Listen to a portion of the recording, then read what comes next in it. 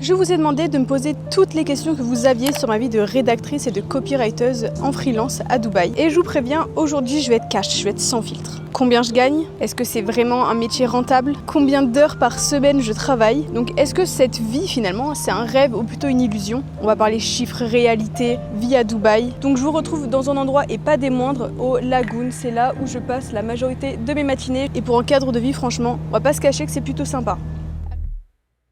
Alors toute première question, est-ce que tu te souviens de ton premier contrat? Alors oui, mon tout premier contrat, et si on parle de freelance, c'était il y a un peu plus d'1 an maintenant. C'était un contrat avec, je me souviens bien, je vais pas donner le nom, mais c'était un producteur de spiruline dans les Cévennes. Et j'avais dû rédiger pour lui 2 articles de blog, donc c'était un contrat à 140 €, mais j'étais déjà hyper contente. J'étais un peu stressée, évidemment, à pas se mytho, mais je l'avais eu grâce à du bouche à oreille déjà de par mon alternance qui connaissait quelqu'un qui avait besoin d'eux, etc. Et c'est un point dont on va reparler un peu plus tard. Faites du bon travail, peu importe avec qui vous travailler, mais le bouche à oreille c'est vraiment un mécanisme et un levier qui est hyper puissant, vraiment ne mettez pas ça en péril. Donc voilà, 140 €, on est d'accord, c'est pas non plus le contrat de l'année, c'était un contrat que malheureusement je n'ai pas récidivé, c'est-à-dire que je l'ai eu une seule fois et on n'a pas reconduit le contrat. Peut-être que c'était pas fait pour moi, et dans tous les cas je me suis donc concentrée sur une autre niche, à savoir la rédaction pour les architectes et décorateurs. Donc là on était dans la spiruline, c'était le destin on va dire. Deuxième question, combien de temps t'as mis pour en vivre vraiment? Alors pour être totalement honnête, plusieurs années. Si on part du principe que j'ai commencé il y a un peu plus de 4 ans, il y a beaucoup trop de soleil, j'ai les yeux qui sont tout petits et en plus il y a des oiseaux qui se battent. En fait j'étais encore étudiante quand j'ai vraiment commencé à m'intéresser au freelancing. On va dire que j'avais vraiment pas le temps de scaler ou vraiment de faire de la prospection. Mon emploi du temps faisait que c'était pas possible entre les cours, ma vie personnelle tout simplement et aussi mon alternance qui me prenait beaucoup de temps. J'avais pas trop le temps de prospecter, travailler sur mon offre, sur mon portfolio, etc. Mais j'ai réussi quand même à avoir des contrats qui me rapportaient entre 1 et 1500, 2000 € grand maximum par mois en plus de mon alternance. Donc c'était déjà des mois à 3000 €, c'était pas mal du tout. Alors que je vivais chez ma mère, j'avais vraiment aucun frais, aucune charge, donc c'était vraiment royal. D'ailleurs, restez un maximum de temps chez vos parents, franchement, tant que vous le pouvez. Après, évidemment, au bout d'un moment, l'oiseau doit quitter son nid, on est bien d'accord. Et si vous êtes en alternance, que votre école n'est pas loin de chez vos parents, franchement, restez chez vos parents, ça vous permet en fait de tout mettre de côté. Et si jamais vous voulez donc améliorer votre business, investir dans votre business, au moins vous aurez les fonds de côté, même si vous voulez vous faire plaisir tout simplement, vous avez plus de trésorerie. Mais voilà, pour finir la réponse à ma question, ça fait vraiment plus d'1 an, et c'est ce que je dis à chaque fois, vraiment je vous mytho pas, ça fait plus d'1 an que j'en vis vraiment très bien. À l'époque, j'étais à 3000 €, c'était déjà pas mal, j'étais chez mes parents, mais si je voulais quitter le nid avec 3000 € et pour avoir la vie que je voulais notamment à Dubaï, ça aurait pas été forcément possible. Donc voilà, à partir du moment où j'ai quitté mon alternance, j'ai eu beaucoup plus le temps de prospecter, de travailler sur mes process, etc. Ce qui fait qu'à l'heure actuelle,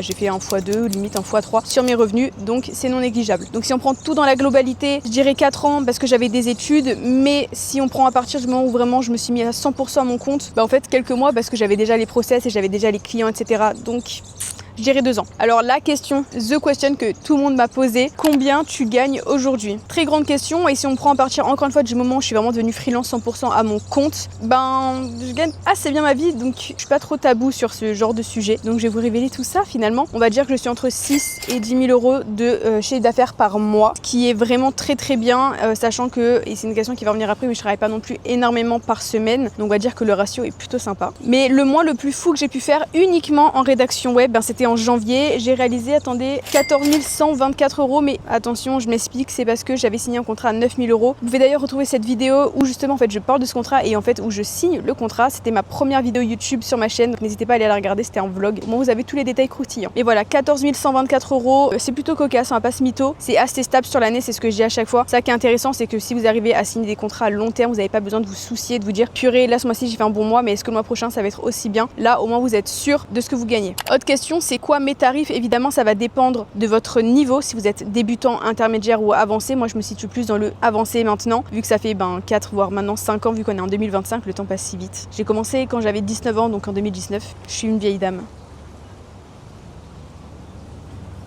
Mais ça va aussi dépendre des prestations que vous voulez avoir. Donc évidemment, encore une fois, au plus vous avez acquis de l'expérience, au plus logique, vos prestations vont être plus chères. Et après, il y a des prestations qui vont être plus ou moins coûteuses. Par exemple, un article de blog, si en fonction du nombre de mots que vous faites, imaginons vous prenez un article de blog à 800 mots, je vais le pricer 70 €. Par contre, maintenant, si on parle d'une page de vente ou d'une VSL, là, on va pricer beaucoup plus haut. Je peux atteindre les 1000 € pour une page de vente bien écrite avec du storytelling, de la rédaction persuasive, etc. Comme on peut toucher du 3000 € pour une VSL. Mais on va dire grosso modo, pour un client à lui tout seul, je vais facturer fluctuerait entre 900 et 3000 euros selon les profils. Et s'ils sont récurrents, il me suffit de 1 à 2 clients maximum pour vraiment être bien chaque mois en fait. Et justement, la prochaine question va parler du salaire pour les débutants. Si tu appliques les bonnes méthodes, si justement tu as les bonnes stratégies, etc., tu peux vraiment aspirer à gagner entre 1000 et 1800. Donc dès les premiers mois, évidemment, après la phase d'apprentissage, etc. Donc en fonction de si tu prends une formation, si tu prends pas de formation ou d'accompagnement, c'est un processus qui prendra beaucoup plus de temps. Moi, comme je t'ai dit, j'ai pris 4 ans pour vraiment en vivre confortablement et donc atteindre les 6000 euros par exemple. Mais si toi, tu veux juste atteindre un 2000, 3000 euros et que tu prends pas d'accompagnement, attends-toi à avoir ce genre de résultat au bout de 2 ans, peut-être 3 ans,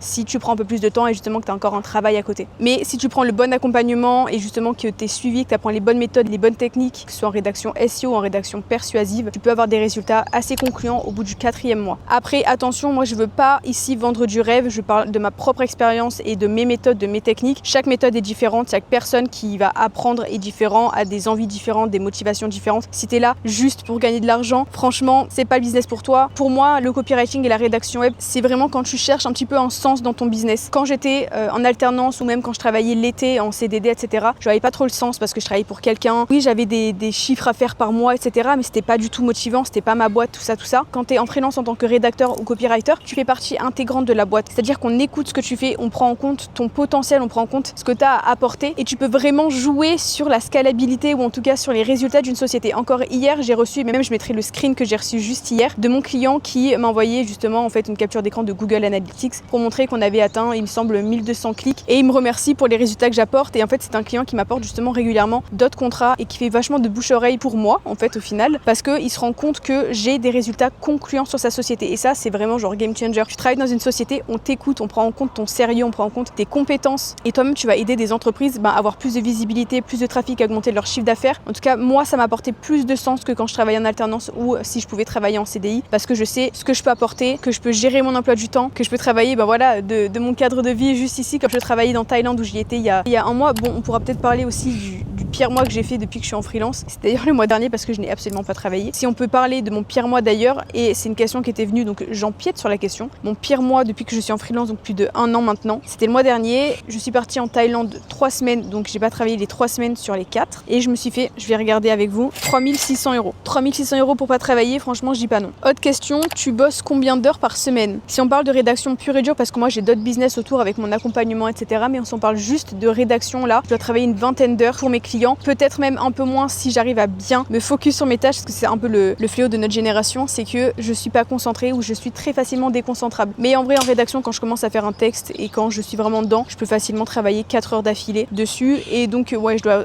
être aux alentours des 20 heures semaine, ce qui doit faire du 4 heures par jour. Pourquoi certains ne gagnent rien alors que d'autres cartonnent? Ça c'est une question très intéressante. Il y a beaucoup de personnes qui vont galérer à faire du chiffre d'affaires en freelance en tant que rédacteur ou copywriter. Et pour moi, ça va jouer vraiment sur plusieurs petits points, mais le gros point, ça va être le professionnalisme. En fait, il y a beaucoup de personnes qui pensent que l'intérêt quand on fait de la rédaction, c'est vraiment juste de pondre un texte, de le donner à son client et ensuite de plus rien faire. Pas du tout. Le fond du business, c'est vraiment la relation client que vous allez entretenir. Si tu n'es pas pro, si tu as du retard, si tu fais des fautes d'orthographe, si tu es justement pas professionnel dans tes réponses, si on voit que tu prends la tâche à la légère, si on voit que tu t'investis pas, donc tu poses pas de questions, laisse-moi te dire qu'on ne va pas te recommander du tout. Et c'est ce que je te disais précédemment, moi la relation client que j'ai entretenue avec chacun de mes clients m'a permis en fait à chaque fois d'avoir d'autres clients de fil en aiguille. Et donc en fait au final la prospection, je ne la fais presque plus de moi-même. Même s'il y a énormément d'entreprises en demande de rédacteurs et de copywriters, il y a quand même un petit nombre de rédacteurs et de copywriters en fait en freelance qui ont déjà fait peut-être leur bout de chemin et qui ont déjà un pied de plus que toi dans le milieu. Donc si tu veux te démarquer, il va falloir vraiment jouer sur ces petits aspects du professionnalisme que j'appuie depuis certaines de mes vidéos maintenant, mais qui ont vraiment fait pour moi toute la différence. Je crée des fiches de suivi comme je te disais pour montrer mon avancée à mes clients. Je réponds extrêmement vite. Après si vous n'êtes pas collé à votre téléphone, c'est pas un souci, mais évitez de lâcher des remis de 1-2 jours, c'est vraiment le pire. Et aussi je me suis trouvé ma niche qui me correspondait. Moi je suis dans la niche de la décoration et de l'architecture d'intérieur, donc tous mes clients sont essentiellement soit des cabinets, soit des architectes, soit des décorateurs indépendants. Et en fait si tu ne trouves pas ta niche, donc un secteur qui va te plaire, juste trouve une niche dans laquelle tu veux te lancer parce que tu vas vraiment passer pour un expert dans la rédaction que tu vas pouvoir proposer. Et en fait ça m'arrive très souvent que des personnes viennent à moi en me disant en fait c'est exactement ce que je cherchais, moi je cherche vraiment quelqu'un qui connaisse le milieu de l'architecture, de la décoration. Je veux pas un rédacteur qui fait tout et n'importe quoi parce qu'en fait en rédaction tu peux travailler pour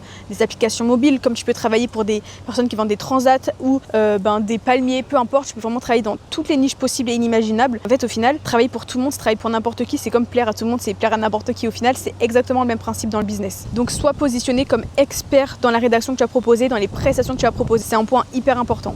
Autre question, est-ce qu'on peut vraiment scaler dans ce business? Alors oui, complètement. Et c'est ce que je te disais précédemment, au plus tu vas monter en expérience, au plus tu vas pouvoir pricer haut tes prestations. Et avec l'expérience, les retours clients, ton portfolio qui est de plus en plus rempli et une bonne réputation, parce que la réputation, ça joue aussi beaucoup, parce que si une personne va venir contacter tes anciens clients et que les autres disent ah non, surtout à fuir, laisse-moi te dire que là ton contrat passe sous le nez. Donc si tu mets en place toute cette relation de confiance, ce professionnalisme, tout ça, oui, complètement, tu peux monter en gamme, pricer plus haut tes prestations de service et tu vas pouvoir proposer des packages plus haut de gamme, notamment grâce à tes audits SEO. Donc audit SEO, c'est quand tu vas faire vraiment un rapport complet d'un site web et que tu vas lui dire écoute, il y a ça qui va pas dans ton site. Moi, je peux améliorer toute cette partie-là. J'ai fait ça pour mes clients précédents et ça a fonctionné. Là, tu mets des preuves et là, c'est game changer. Là, tu peux les avoir tes 6, 7, 8 000 euros par mois. Donc oui, le business est complètement scalable déjà dans un premier temps par rapport à tes tarifs. Donc tu montes en compétences, logique, tu montes tes prix. Tu peux aussi monter tes prix grâce à des packs, en gros SEO déjà prédéfinis, des packs premium. Et après, si tu es vraiment très bon dans ce que tu fais, tu peux aussi faire donc du consulting pour des entreprises, vu que tu connais ton sujet. Tu peux aussi proposer à des entreprises de les aider directement en interne à améliorer le SEO. Donc faire des conférences, pourquoi pas. Passer une journée dans une entreprise pour leur dire donc ça c'est le SEO, comment on peut améliorer